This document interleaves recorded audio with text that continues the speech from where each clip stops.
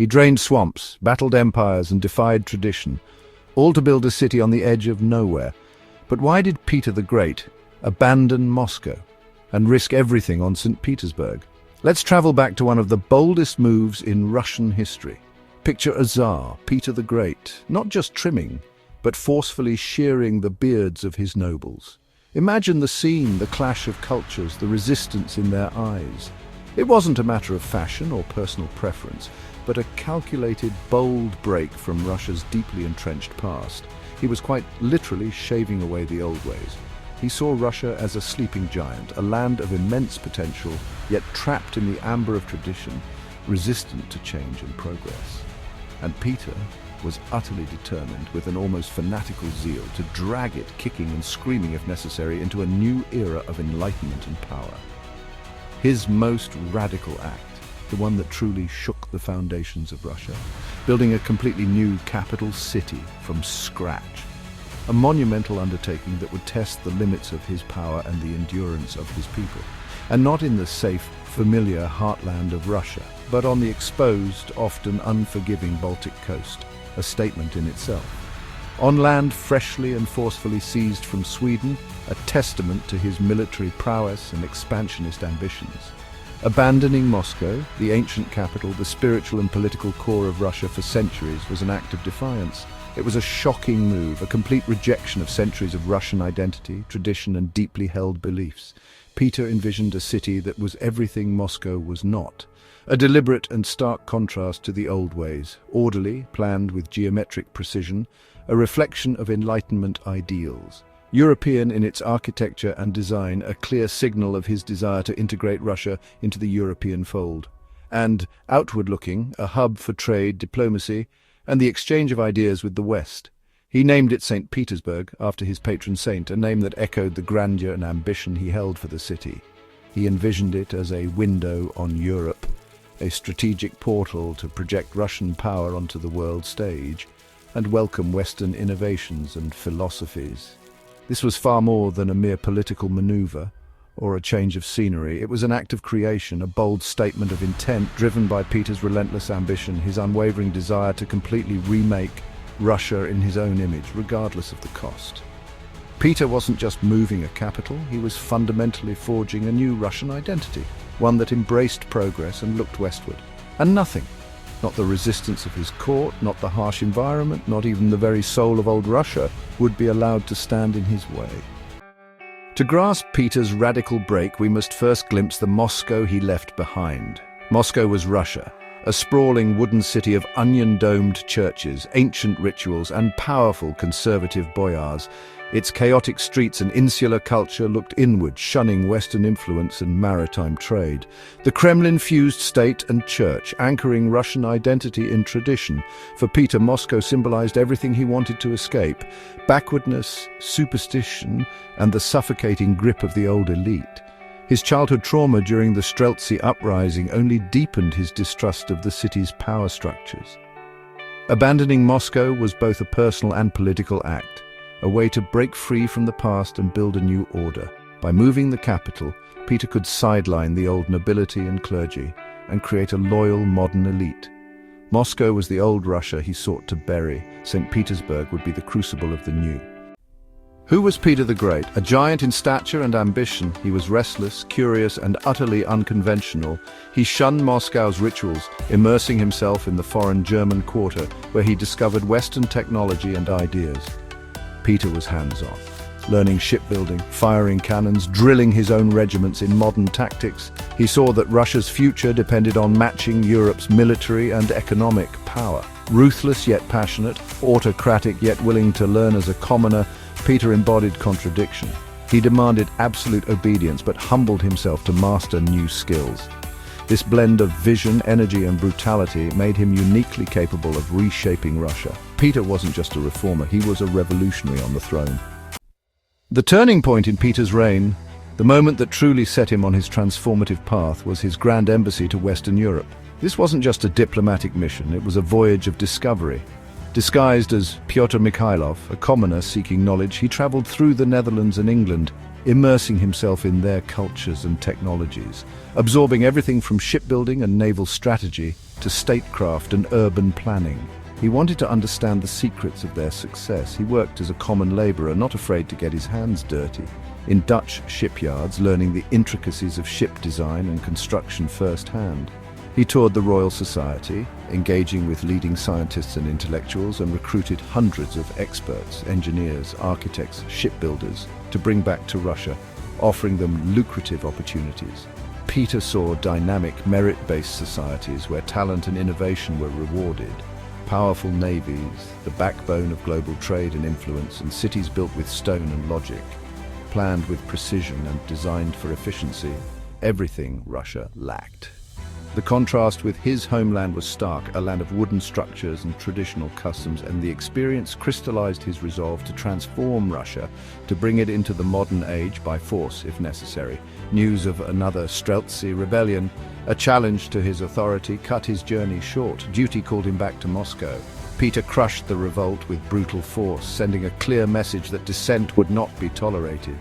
Convinced the old system had to go, that radical change was the only path forward. He imposed beard taxes, Western dress and calendar reforms, symbolic breaks with the past, determined to drag Russia into modernity, whether its people were ready or not. The Grand Embassy gave him the knowledge and the experts, the tools he needed to reshape Russia. The rebellion gave him the ruthlessness, the iron will to enforce his vision. Building a new European-style capital, a window to the West, was now not just a dream but an urgent necessity, a symbol of his ambition and a testament to his power. Peter returned home, ready to remake Russia from the ground up, to impose his will upon the land. The stage was set for his most audacious project yet, a project that would define his legacy. The old order would not survive his vision, it would be swept away to make room for the new. St. Petersburg would be the proof, a city built on a swamp, a monument to his ambition. Peter's choice for his new capital seemed insane, a decision that defied logic and challenged conventional wisdom. He selected a frozen, flooded swamp at the mouth of the Neva, a place seemingly unsuitable for a grand city. This territory had just been seized from Sweden, a hard-won prize in the ongoing Great Northern War. But for Peter, the answer was simple, and it all came down to one key element: water. Russia desperately needed a navy, a powerful fleet to project its strength. The nation also needed direct access to European trade, to foster economic growth and prosperity. And the Baltic Sea was the essential gateway to achieving these ambitions. St. Petersburg would be a port, a bustling hub for international commerce. It would also serve as a formidable fortress, a bulwark against potential enemies. And crucially, it would become a thriving commercial hub, attracting merchants and fostering innovation. It was to be Russia's window on Europe, a symbol of its modernization and ambition. The city's location, though unconventional, was a masterstroke of strategic thinking. This was true even if it meant undertaking the immense challenge of building on inhospitable ground. The Great Northern War raged on, demanding resources and attention, yet Peter boldly founded St. Petersburg in 1703, demonstrating his unwavering commitment. This act was a clear declaration, staking Russia's claim to the Baltic Sea and its surrounding territories. The city was a dagger aimed directly at Sweden, a constant reminder of Russia's growing power. It was also a clear signal to the rest of Europe that Russia was now a force to be reckoned with in the Baltic region. Comfort and tradition were deliberately sacrificed in favor of strategic advantage and future gains. Peter looked at the landscape and saw not a swamp, a useless and unproductive expanse. Instead, he envisioned a blank canvas, ready to be transformed according to his grand vision.